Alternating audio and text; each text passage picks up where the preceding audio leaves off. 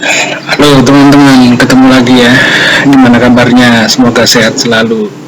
Ya, kali ini saya akan membahas ini teman-teman. Berapa sih biaya untuk membuat paperback ukuran folio seperti ini ya? Ini saya kebetulan contoh paperback Mandiri Syariah ya. Kita akan menghitung biayanya kalau bikin 1000 pieces itu berapa gitu ya. Atau 500 gitu, 500 pieces berapa, 1000 pieces berapa. Di sini bahannya kita gunakan art paper 210 gram ya. Ini bentuk jadinya seperti ini, udah saya foto. Nah, bentuk desainnya seperti ini, dia panjang. Sebenarnya dia cuma satu bagian gini disambung jadi dua, jadi nanti jadinya seperti ini. Nah, ini adalah versi panjangnya, versi kalau udah dipanjangin. Nah, versi cetaknya seperti ini, satu bagian, satu modulnya seperti ini aja sih sebenarnya. Nah, dia ukurannya itu ukuran kertasnya itu 45 kali 50 cm ya. Kalau kita pakai ukuran plano yang 65-90 itu satu plano itu jadi dua.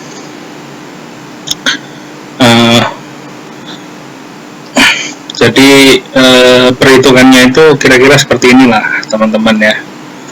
Ini sudah saya bikin hitung-hitungannya. Nah, untuk kertasnya sendiri itu art paper, misalkan ya kita pakai kertas ini, art paper 210 gram, ukurannya itu 45 kali 50 cm ukuran ini ya, ukuran medianya ini.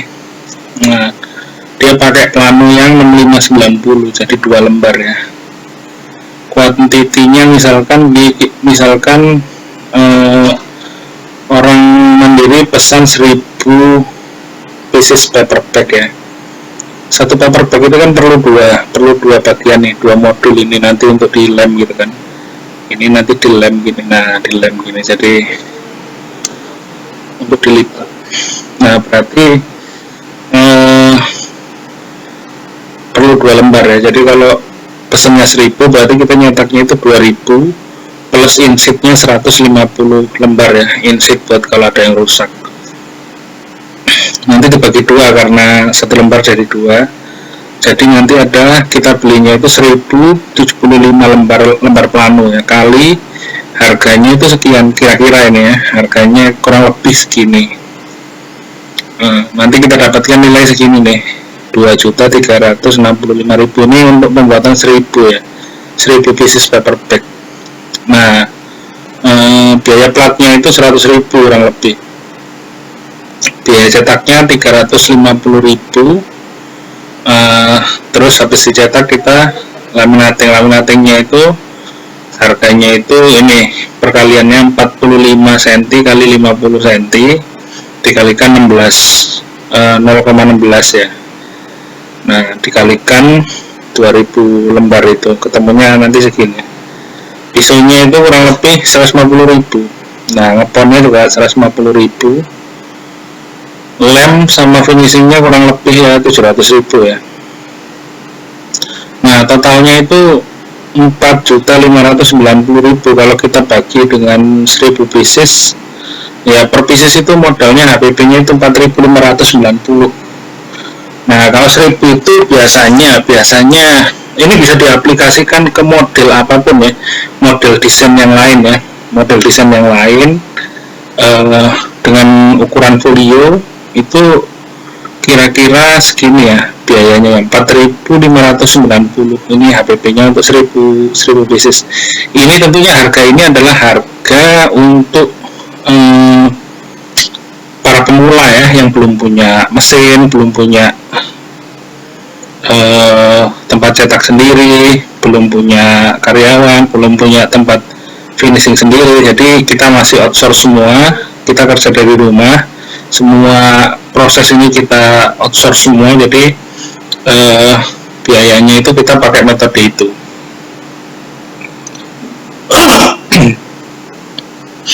Jadi bisa kita jual ini rata-rata sih harga di pasaran tuh, harga jual untuk ini itu kalau untuk 1000 pieces itu untuk custom paper bag itu berkisar antara 6.500 sampai 8.000 rupiah ya, tergantung perusahaannya.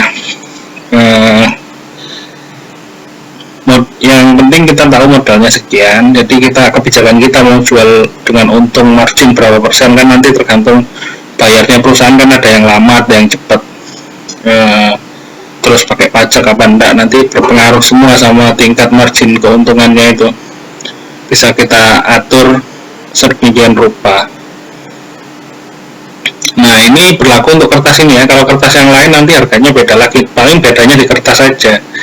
Seandainya nanti dia itu nggak pakai laminating ya, maka variabel harga laminating ini bisa kita buang ya.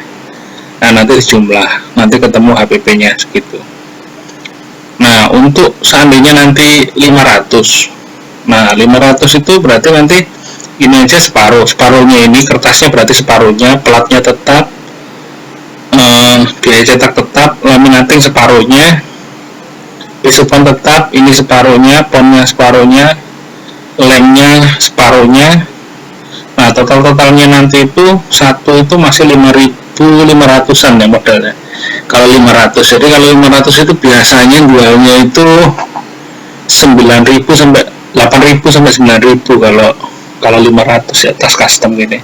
Ini dengan catatan ya, catatan semua itu masih kita kerjain dari rumah, kita masih sewa semuanya. Ini proses ini nggak kita kerjain sendiri, tapi kita outsource semua. Tapi mirip-mirip sih, kita juga bisa bersaing kok, meskipun kita itu kawan-kawan itu baru mulai startup gitu, dengan perusahaan yang besar itu kita mampu bersaing, karena kalau kita sendiri itu cost-nya kan sedikit, meskipun kita sewa tapi cost kita itu sedikit karena kita nggak biayai maintenance mesin, nggak biayai beli tinta, nggak biayai listrik, nggak biaya karyawan, nggak biaya sewa tempat dan lain-lain. Jadi masih bisa bersaing. Dan ini harga ini kan, apalagi kalau modal kita itu nggak pakai utang, misalkan modal sendiri gitu ya, marginnya bisa, kalau memang bersaing marginnya ya kita bisa jual dengan harga 5.500 minim-minimnya ya, tapi itu terlalu kecil ya, nanti nggak bisa berkembang, kecuali dia pesannya dalam jumlah besar, baru